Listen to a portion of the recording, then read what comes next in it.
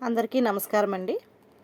ఈరోజు మనం 1992వ సంవత్సరంలోని చందమామ కథల పుస్తకంలోని చురుకైన పిల్ల అనే కథ గురించి చెప్పుకుందాం. ఒకప్పుడు వజ్రదత్తుడనే రాజు తన ప్రజల యోగక్షేమాలు కనుక్కొని ప్రజారంజకంగా పరిపాలించటానికి గాను తరచూ మంత్రి సూక్ష్మబుద్ధితో కలిసి మారువేషంలో తిరుగుతూ ఉండేవాడు. ఒకనాడు రాజు మంత్రి వర్తకుల దుస్తులు ధరించి వెళుతూ ఉండగా ఒక గ్రామంలో ఒక గుడిసెలో నుంచి విచారకరమైన మాటలు వినిపించాయి. రాజు ఆగి ఆ మాటలు విన్నాడు. ఏం చేయాలో నాకు తోచటం లేదు. నా వల్ల ఏమీ కాదు. మీ అమ్మను ఆ ఈశ్వరుడే బ్రతికించాలి అని గుడిసెలో ఎవరో అంటున్నారు.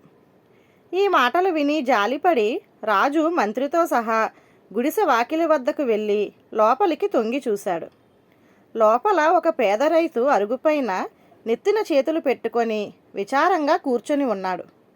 గుంజను ఆనుకొని నిలబడి అతని కూతురు ఏడుస్తున్నది. పక్కన చాప మీద రైతు భార్య మూలుగుతూ పడుకొని ఉన్నది.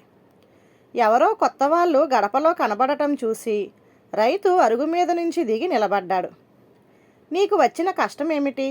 సాధ్యమైతే సహాయం చేస్తాను అన్నాడు మారువేషంలో ఉన్న రాజు. అయ్యా, నేను కటిక పేదవాడిని. నా భార్య జబ్బుతో ఉన్నది. వైద్యం చేయించాలంటే 20 రూపాయలు కావాలి. ఎవరైనా ధర్మాత్ములు బదులిస్తే 1 నెల లోపల తీర్చుకుంటాను. కానీ ఇచ్చేవారు లేరు. ఎందరినో అడిగి చూశాను. తెగ నమ్మటానికి తాకట్టు పెట్టడానికి నా దగ్గర ఏమీ లేదు అన్నాడు రైతు.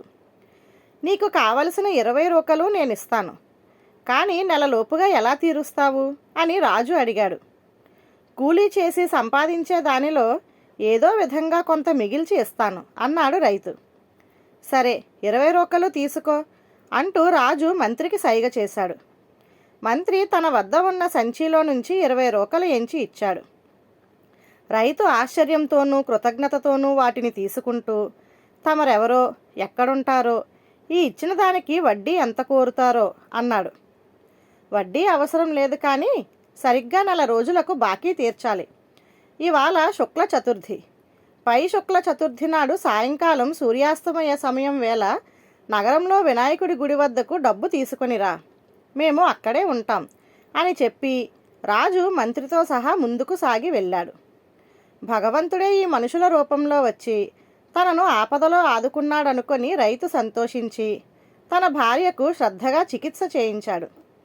చికిత్స ఫలించి ఆమె కోలుకొని త్వరలోనే మామూలు మనిషి అయింది. కానీ నెల గడువు తీరేసరికి రైతు 20 రూకలు పోగు చేయలేకపోయాడు. కొంచెం కొరత అయింది.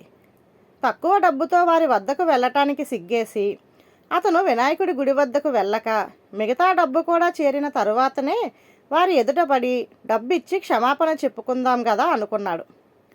గడువు తీరిన మర్నాడు శుక్లపంచమి నాడు సాయంకాలం వేళ రాజు మంత్రి పూర్వంలాగే మారువేషాలు వేసుకొని రైతు గుడిసె ముందుకు వచ్చి ఎవరు లోపల అని కేక వేశారు. నేనేనండి అంటూ రైతు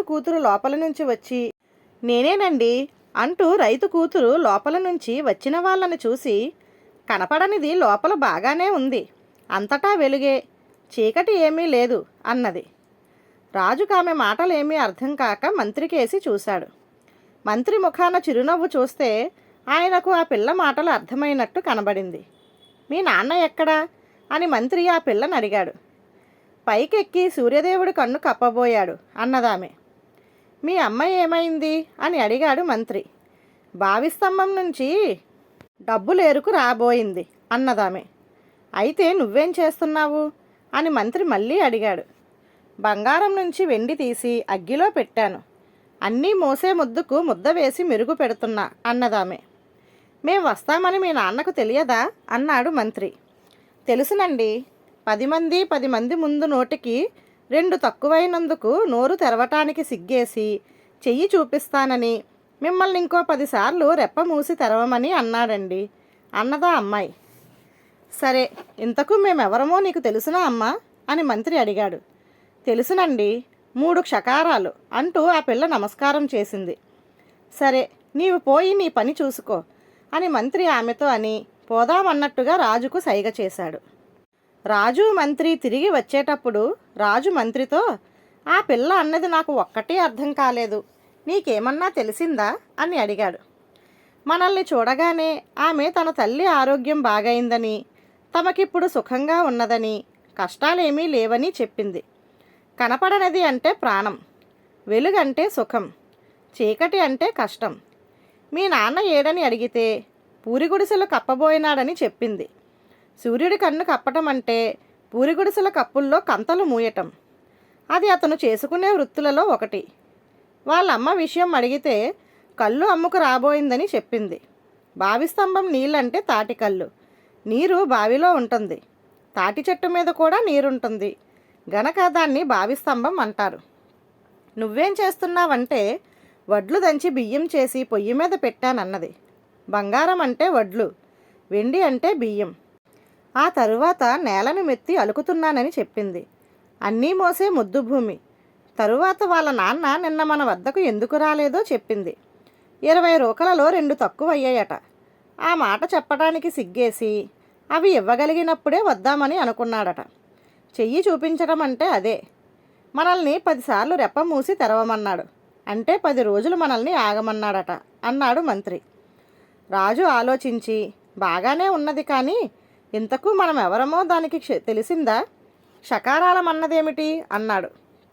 మంత్రి నవ్వి, ఆ మాట నిజమే కదా, మనం రక్షకులం, శిక్షకులం, భక్షకులం, 3 క్షకారాలం అంటే అదే అర్థం అన్నాడు.